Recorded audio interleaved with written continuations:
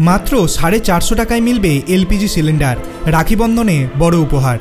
রাখিতে সরকারের বড় উপহার। রান্নার গ্যাস নিয়ে অনেকটাই চিন্তা কমল গৃহস্থ মহিলাদের।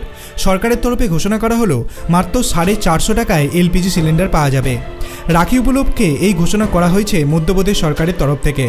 মুখ্যমন্ত্রী ডক্টর মোহন যাদব ঘোষণা করেছেন যে লাডলি বেহানা যোজনার অধীনে মাত্র 450 টাকাতে মিলবে রান্নার গ্যাস। জানা গিয়েছে মোট 1.29 কোটি মহিলা এই সুবিধা পাবেন। এর জন্য সরকারের তরফে 160 কোটি টাকার আলাদা বাজেট বরাদ্দ করা হয়েছে।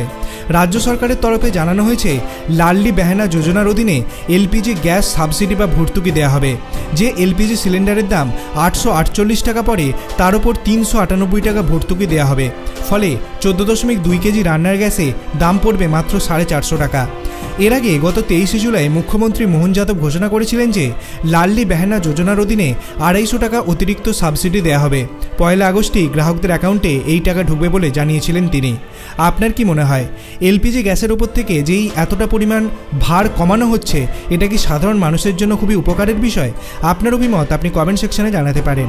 ভিডিওটি ভালো লাগলে, ভিডিও থেকে নতুন করে ইনফরমেশন পেলে ভিডিওটিকে লাইক করবেন এবং বন্ধুদের সঙ্গে শেয়ার করতে ভুলবেন না। ধন্যবাদ।